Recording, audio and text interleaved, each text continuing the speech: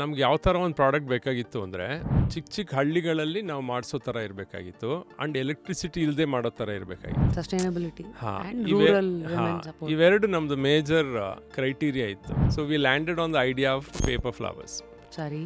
So then ನಮ್ಮ ಮನೆಯವರು ನಮ್ಮ ಫ್ರೆಂಡ್ಸ್ ಎಲ್ಲ they probably thought one wrong idea. ಯಾರಾದರೂ ಹೋಗಿ ನಾನು ಪೇಪರಲ್ಲಿ ಫ್ಲವರ್ ಮಾಡ್ತೀನಿ ಅಂದ್ಬಿಟ್ಟು ಆಸ್ಟ್ರೇಲಿಯಲ್ಲಿರೋ ಒಳ್ಳೆ ಕೆಲಸ ಬಿಟ್ಬಿಟ್ಟು ಬರ್ತಾರ ಅಂತ. I think some divine power drove us back to our roots and ಇಲ್ಲಿ ಬಂದು ಒಂದು 20 ಹೆಣ್ಮಕ್ಳನ್ನ ಸೇರಿಸಿ ಒಂದು ಸ್ಮಾಲ್ ಕಂಪ್ನಿ ಮಾಡಿ ಸೊ ಪೇಪರ್ ಫ್ಲವರ್ ಮಾಡೋಕ್ಕೆ ಶುರು ಮಾಡಿದ್ವಿ. ಸರಿ.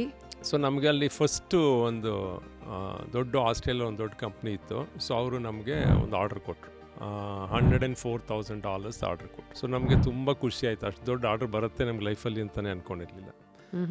ಸೊ ಫಸ್ಟ್ ಆರ್ಡ್ರು ನಮ್ಗೆ ಅದು ಆರ್ಡರ್ ಮಾಡೋದಕ್ಕೆ ನಮ್ಮ ಹತ್ರ ಇದ್ದಿದ್ದ ರಿಸೋರ್ಸ್ ಎಲ್ಲ ಹಾಕಬೇಕಾಗಿತ್ತು. ಬೇಸಿಕಲಿ ನಮ್ಮದು ಪರ್ಸನಲ್ ಸೇವಿಂಗ್ಸ್ ಎಲ್ಲನೂ ನಮ್ಮ ಮನೆ ಮಾರಿದ ದುಡ್ಡು ಎಲ್ಲನೂ ಹಾಕಿ ಆರ್ಡ್ರ್ ಎಕ್ಸಿಕ್ಯೂಟ್ ಮಾಡಿದ್ವಿ.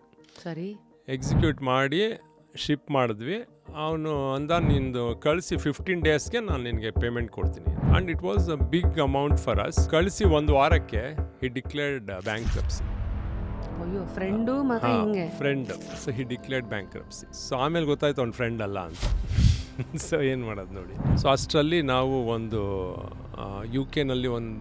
ಯು ಕೆಲೊಂದು ಅಮೇರಿಕಲ್ಲೊಂದು 2 ಕಂಪ್ನಿಗೆ ನಮ್ಮ ಫ್ಲವರ್ಸ್ ಸ್ಯಾಂಪಲ್ಸ್ ಕಳಿಸಿದ್ವಿ. ಸೊ ಅಲ್ಲಿಂದ ಒಬ್ಬ ಫೋನ್ ಮಾಡ್ದ UK-ಇಂದ. ರ್ಯಾಂಡಮ್ ಆಗಿ ನಾವು ಎಲ್ಲೋ ಪೇಜಸ್ಸಿಂದ ಕಳಿಸಿದ ಸ್ಯಾಂಪಲ್ಸ್. ಸೊ ಅವ್ನು ಫೋನ್ ಮಾಡಿ ನಾನು ಸ್ಟುವರ್ಟ್ ಅಂತ ಮಾತಾಡ್ತಾ ಇರೋದು, ಫ್ಲವರ್ಸ್ ಎಲ್ಲ ಬಂದಿದೆ, ತುಂಬ ಚೆನ್ನಾಗಿದೆ ಅಂತ ನಾನು ಆರ್ಡರ್ ಮಾಡಬೇಕು ಅಂತಿದ್ದೀನಿ ಅಂತ. ನಾನು ಹೇಳಿದ್ವಿ ನೋಡಿ ಇವಾಗ ನೋಡಪ್ಪ ನಮಗೆ ರಿಸೋರ್ಸಸ್ಸು ಇಲ್ಲ, we closing the company, this what has happened ಅಂತ ಹೇಳಿದ್ವಿ.